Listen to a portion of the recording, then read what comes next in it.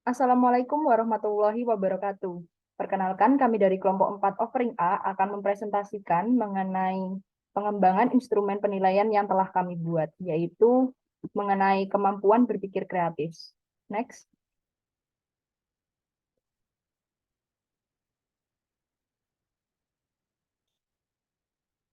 Adapun anggota dari kelompok 4 ini, yaitu diantaranya ada saya Almasinta Diarahmania, yang kedua ada Hamidah Nigeria Abaca, yang ketiga ada Ikliil Zafira Diningko, dan yang keempat ada Giovanno Andreu Listiandi. Next. Untuk beberapa poin mengenai topik bahasan yang akan kami bahas pada presentasi kali ini, yaitu diantaranya ada instrumen berpikir kreatif, sasaran penelitian, indikator empirik instrumen, jenis instrumen yang digunakan, langkah pengembangan instrumen, langkah penggunaan instrumen, dan prediksi instrumen penelitian. Next.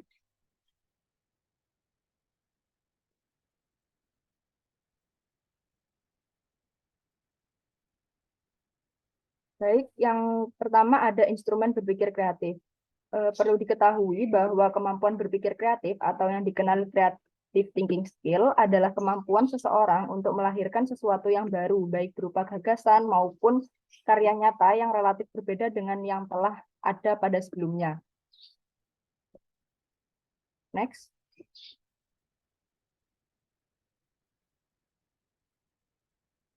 Kemudian ada sasaran penelitian. Untuk sasaran penelitian ini yaitu menurut Torrance, ada 4 indikator, yaitu ada fluensi atau kelancaran, flexibility atau keluasan, originality atau keaslian, dan elaboration atau merinci. Untuk fluensi atau kelancaran, itu berisikan tentang ide-ide yang muncul dari pemikiran tiap siswa pada topik bahasan tertentu.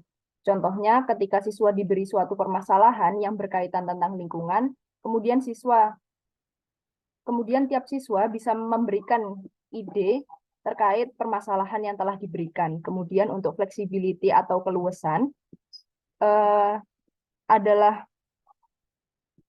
penghasilan ide-ide yang bervariasi, logis, relevan, dan berasal dari berbagai sudut pandang yang berbeda. Untuk contohnya, ketika siswa diberi suatu permasalahan yang berkaitan tentang lingkungan, kemudian siswa ini diberi kebebasan dalam menyampaikan idenya yang relevan dengan topik bahasan yang tengah dibahas, namun juga memperhatikan berbagai sudut pandang. Kemudian ada originality atau keaslian, yaitu menghasilkan ide yang relatif baru, unik, sesuai dengan permasalahan yang tengah dihadapi. Untuk contohnya, yaitu siswa diberi suatu permasalahan yang berkaitan tentang lingkungan, kemudian siswa diminta untuk menyampaikan idenya yang relevan dengan topik bahasan yang tengah diangkat. Kemudian salah satu siswa menyampaikan idenya yang berkaitan dengan topik bahasan dan idenya tersebut tergolong baru dan unik. Untuk yang terakhir yaitu ada elaboration atau merinci, yaitu menghasilkan ide-ide yang dilengkapi dengan beberapa detail yang spesifik, lengkap, dan menarik. Contohnya yaitu siswa dapat menambahkan ide yang sudah diberikan. Contohnya yaitu seperti menambahkan detail untuk menyempurnakan terkait ide-ide yang sudah disampaikan sebelumnya. Next. Untuk materi selanjutnya akan dijelaskan oleh teman saya. Nah, selanjutnya jenis instrumen penelitian yang kami gunakan terdiri dari instrumen evaluasi tes dan instrumen evaluasi non-tes. Next. Untuk jenis instrumen penelitian yang kami gunakan terdiri dari 3 jenis, yaitu instrumen penilaian pengetahuan, instrumen penelitian sikap, penilaian sikap, dan instrumen penilaian keterampilan. Nah, untuk penilaian pengetahuan ini terdiri dari lembar penilaian pretest dan posttest serta rubriknya. Nah, soal pretest dan posttestnya ini berbentuk pilihan ganda dan esai. Kemudian ada lembar penilaian LKPD yang disertai dengan rubrik penilaian LKPD-nya. Kemudian untuk instrumen penilaian sikap berisikan tentang lembar dan rubrik penilaian sikap. Untuk penilaian keterampilan terdiri dari lembar dan rubrik penilaian keterampilan dalam pembuatan poster, lembar dan rubrik penilaian presentasi poster, lembar penilaian produk yaitu berupa posternya, dan lembar dan rubrik penilaian kemampuan berpikir kreatif. Next. Nah, Untuk bagian selanjutnya akan dilanjutkan oleh teman saya. Baik, untuk yang selanjutnya yaitu instrumen kemampuan berpikir kreatif yang sudah kami buat.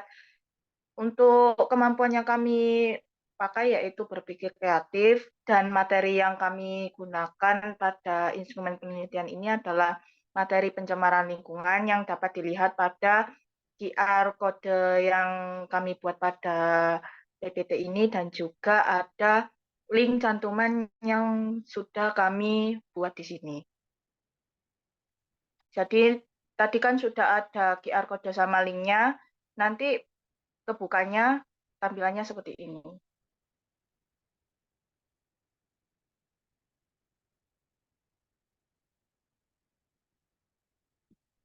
Nah, kemudian langkah pengembangan instrumen pada kemampuan berpikir kreatif ini ada 5 langkah, yaitu yang pertama ada mendefinisikan kerangka konseptual, yang kedua ada menjabarkan kerangka konseptual ke dalam indikator empirik, yang ketiga melakukan penyusunan instrumen penelitian, yang keempat menguji cobakan instrumen penelitian, dan yang terakhir yaitu menganalisis validitas dan reliabilitas pada instrumen penelitian.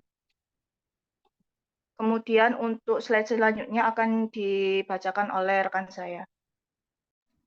Baik, selanjutnya yaitu langkah penggunaan instrumen dari kemampuan berpikir kreatif. Untuk langkah-langkahnya yaitu antara lain, yang pertama memfokuskan pertanyaan, lalu yang kedua menganalisis argumen dari pertanyaan-pertanyaan tadi, lalu bertanya dan menjawab pertanyaan, yang keempat mempertimbangkan sumber yang digunakan untuk referensi itu kredibel atau tidak, lalu mengobservasi dan mempertimbangkan laporan observasi. Lalu yang selanjutnya mendefinisikan istilah dan mempertimbangkan hasil. Lalu membuat dan menentukan hasil pertimbangan, dan yang terakhir mengidentifikasi asumsi-asumsi. Lalu untuk penggunaan instrumen dari kemampuan berpikir kreatif sendiri yaitu untuk mengukur penalaran logis dan pengalaman empiris peserta didik. Next.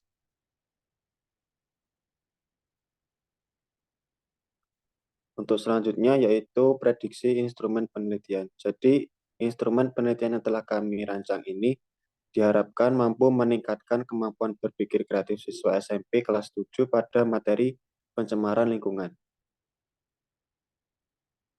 Baik, sekian presentasi dari kelompok kami. Ada kurang lebihnya kami mohon maaf. Wassalamualaikum warahmatullahi wabarakatuh.